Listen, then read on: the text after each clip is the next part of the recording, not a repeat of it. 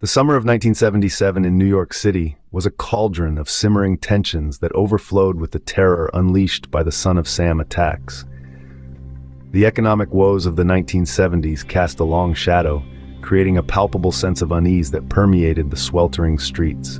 The once vibrant disco scene, a symbol of hedonistic escape, now throbbed with a nervous energy as people grappled with a future that seemed increasingly uncertain. Against this backdrop, the Son of Sam attacks became a focal point for a collective fear that transcended social boundaries.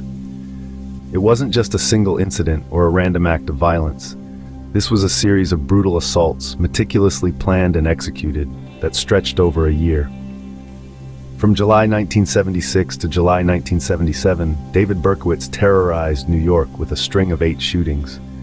6 of these attacks resulted in fatalities, leaving a trail of grief and devastation in their wake. The remaining 2 victims, though critically injured, miraculously survived.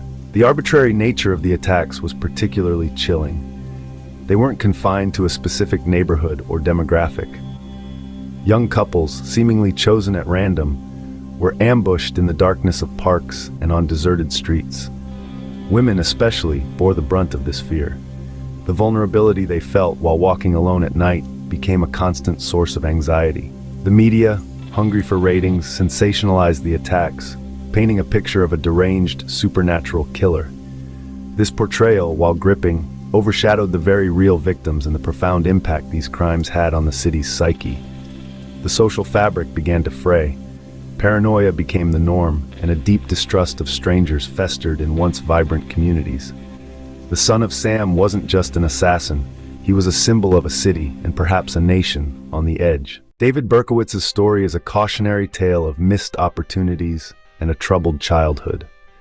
Born Richard David Falco, the name change he adopted later in life hints at a deeper desire to rewrite his own narrative, to escape a reality that never felt like his own. His adoption by Pearl and Nathan Berkowitz, a childless couple yearning for a family, raises questions about their parenting style and ability to address his emotional needs. Were they equipped to handle the potential effects of abandonment trauma, which David may have carried from a young age? Reports of his hyperactivity and disinterest in school could be interpreted as early signs of attention deficit hyperactivity disorder, ADHD, or even a learning disability. These conditions, if left undiagnosed and untreated, can lead to frustration, isolation, and behavioral problems. The aggression he exhibited towards others is even more concerning.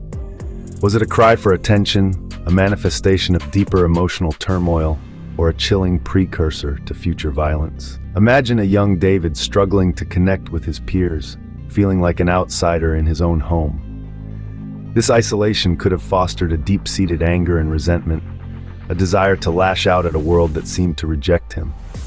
The bedwetting, often a sign of emotional distress, and his fascination with fire setting and animal cruelty paint a disturbing picture. These weren't just childhood pranks. They were early signs of a potential antisocial personality disorder, a concerning pattern of disregard for the rights and feelings of others. Perhaps the most bizarre and disturbing aspect of Berkowitz's troubled psyche emerged later in his life. He claimed that his neighbor's dog, a black Labrador retriever named Harvey, was possessed by a demon and commanded him to kill. This delusion, while seemingly outlandish, offers a glimpse into a mind desperately seeking to externalize blame and deflect responsibility for his horrific actions. By attributing the violent urges to a demonic force in the dog, Berkowitz attempted to distance himself from the crimes and paint himself as a pawn in a supernatural struggle. This fabrication, however, served only to underscore the depth of his mental illness and the manipulative tactics he employed to avoid facing the consequences of his brutality. David Berkowitz's decision to enlist in the army at the age of 17 might have stemmed from a yearning for structure and discipline. The military's rigid hierarchy and sense of order may have offered a temporary refuge from the emotional turmoil he was experiencing. Berkowitz excelled in marksmanship, a skill that would later become horrifyingly relevant. However, military service also presented a unique set of challenges for his troubled psyche. The camaraderie and sense of belonging that the military often fosters seemed to elude Berkowitz. He reportedly struggled to integrate with his fellow soldiers and may have felt isolated and misunderstood. The regimented lifestyle, while initially appealing, could have become stifling, exacerbating his underlying anxieties. The violence inherent in military training, while normalized within that context, might have desensitized him further, blurring the lines between acceptable aggression and murderous intent. It's important to consider whether Berkowitz's time in the military, particularly any exposure to combat, served as a trigger or a training ground.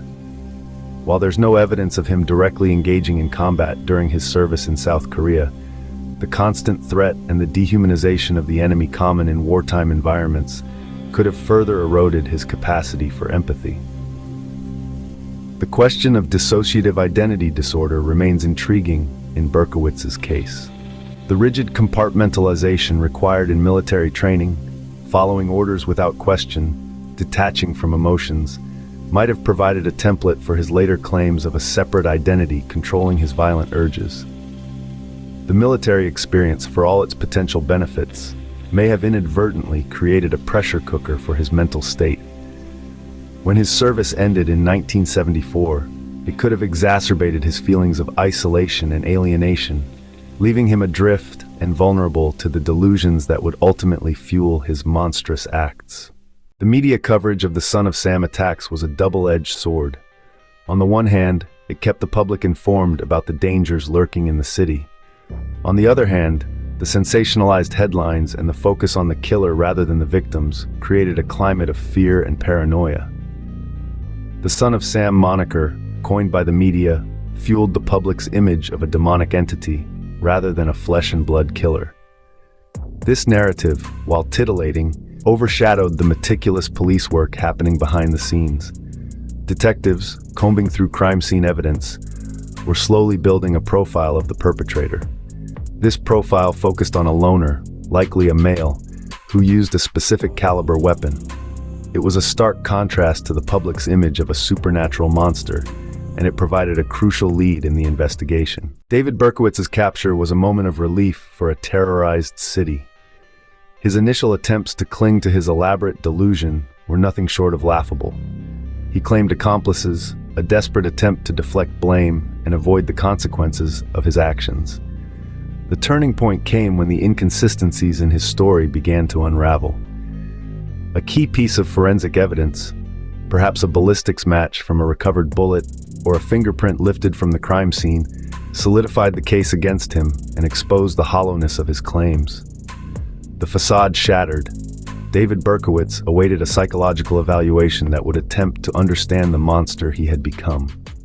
Narcissistic personality disorder is a term often used to describe David Berkowitz, and for good reason. His need for power and control over his victims was a hallmark of this disorder. He craved dominance, and the fear he instilled in his victims was a twisted form of validation. But what about sexual sadism? Did he derive gratification from inflicting pain and suffering? Experts might analyze his reported childhood experiences of bedwetting and isolation as potential contributing factors.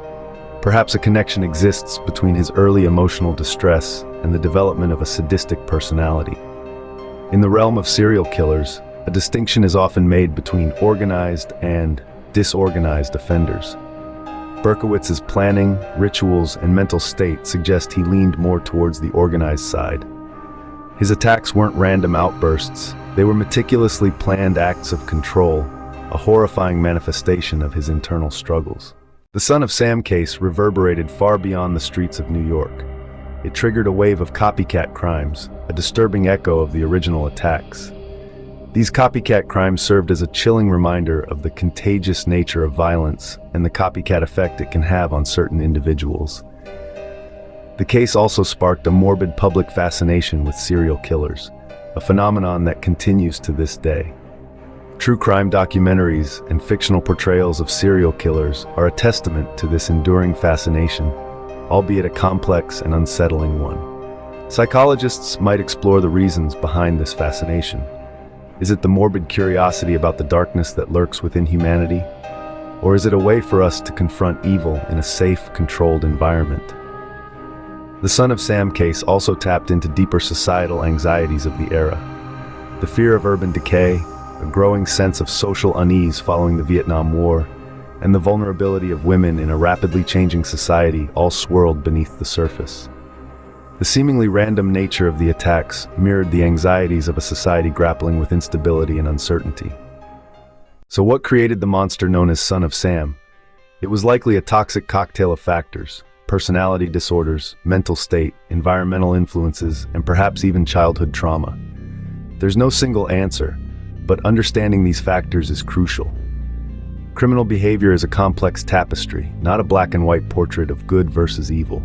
We are left with a haunting question: could early intervention and treatment have prevented these tragedies? Experts might delve into the possibility of identifying and addressing potential risk factors in troubled youths. Could mental health professionals be better equipped to identify and intervene in cases that might escalate into violence?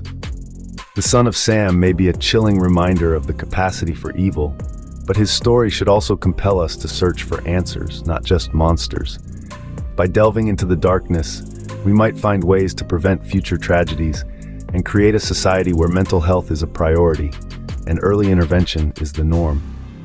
This doesn't erase the horrific acts committed by David Berkowitz, but it allows us to learn from them, to focus on prevention, and to strive for a future where darkness doesn't triumph over light. If you enjoyed this video, be sure to like, comment, and subscribe for more content like this. It's London Lee.